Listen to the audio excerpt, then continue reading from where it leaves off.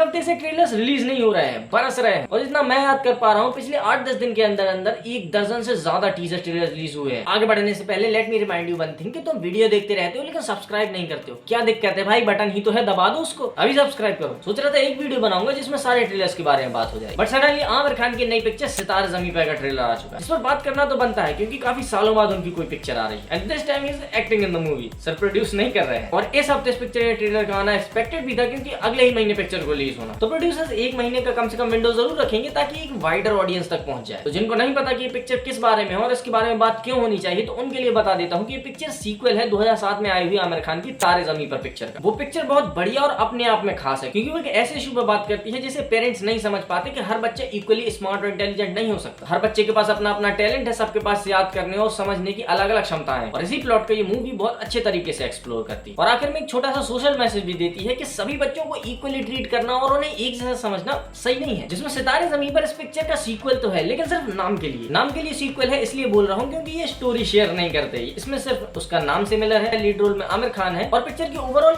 Vibe same है उस picture से। उसके अलावा ये कैरेक्टर्स की ओरिजिन और स्टोरी को फॉलो नहीं करते। इसे आप इस तरह समझिए जैसे गोलमाल फ्रेंचाइजी अपने फिल्म में बनाती है जिसमें कैरेक्टर तो वही रहते हैं लेकिन कहानी बदलती रहती है। और एक बड़ा पॉइंट इन सीक्वल कहने का ये रहता है कि अपनी ओरिजिनल पिक्चर की वाइब, प्लॉट और बेसिक स्ट्रक्चर को फॉलो करते हैं। अब अगर स्टोरी की बात करें तो ये ओरिजिनली इस पिक्चर की लिखी हुई कहानी नहीं है। ये रीमेक है 2018 में आई हुई स्पेनिश मूवी चैंपियंस की, जिसका रीमेक होना या ना होना बैरली पिक्चर के परफॉर्मेंस पे कोई इंपैक्ट डालेगा क्योंकि स्पेनिश पिक्चर कौन ही देखता है क्योंकि सबका मुंह तो हॉलीवुड के पिछवाड़े में घुसा हुआ है। तो इंटरनेट पे आपको पता चल ही जाएगा, लेकिन जो पता नहीं चलेगा कि ये कहानी ट्रू स्टोरी पे बेस्ड है। एक American basketball coach Ron Jones, उसी कोच के कैरेक्टर को आमिर खान प्ले कर रहे हैं जो एक दिन दारू पी के गाड़ी चलाता है और पुलिस वालों की गाड़ी को ठोक देता है, जिसे पनिशमेंट के तौर पे स्पेशल बच्चों को ट्रेन करने का काम मिलता है। जिसमें उनका परफॉर्मेंस देख के अच्छा लग रहा है कि भाई बहुत दिनों बाद आमिर खान की अच्छी एक्टिंग देखने को मिलेगी। और अच्छी एक्टिंग से मैं क्या कहना चाहता हूँ, अगर आपने अंदाज अपना अपना देखी होगी तो आप समझ गए होंगे क्योंकि पिक्चर की स्पोर्ट्स कॉमेडी है स्पेशल बच्चों को लेकर और उसके लिए जो ट्रेलर में कॉमेडी के सीन्स डाले गए हैं वो काम करते हैं और मुझे उन्हें देख के मजा आया। स्पेशली वो कोर्ट वाला सीन जिसमें आमिर खान कहता है कि मैं पागल बच्चों को सिखाऊंगा।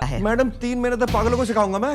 और 500 रुपए जुर्माना। 500 पागल बोलने का? 1000 रुपए। अरे पागल तो सभी बोलते हैं मैडम। 5000। और जिस तरह से वो रिएक्ट करते हैं इसीलिए मैं कह रहा था कि आपने अंदाज अपना अपना देखी होगी तो आप जरूर समझ पाएंगे कि मैं क्या बात कर रहा हूँ। आमिर खान जब इस तरह की कॉमेडी वाली एक्टिंग करते हैं तो बहुत मजा आता है देख। और उसके बाद वो अपनी माँ से बोलता है पागल बच्चों को पागल नहीं बोलूं तो क्या बोलूं। उसकी माँ बोलती है कि तुझे कोई टिंगू बोलेगा तो। और जब आमिर खान दारू पी के गाड़ी चला रहा होता है, पुलिस वालों की गाड़ी ठोक देता है, वहां पे वो जो डायलॉग बोलता है बहुत ही बढ़िया। वो पुलिस वालों की गाड़ी ठोक के उन्हीं से कहता है कि कोई जगह पार्क करने की, कोई जगह पार्क करने की।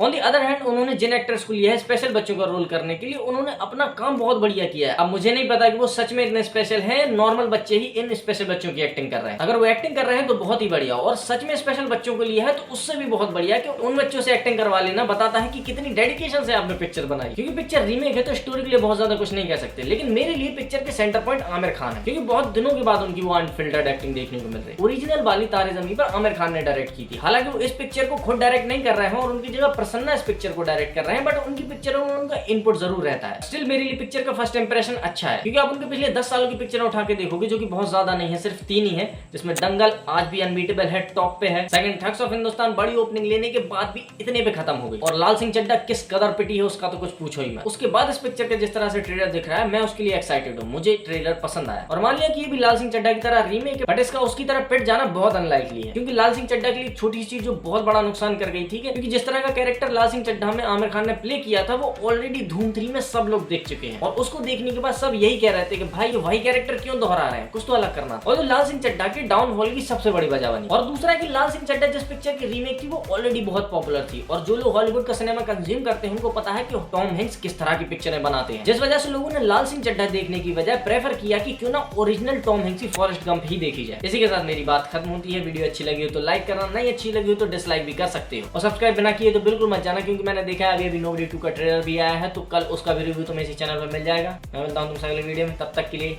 बाय।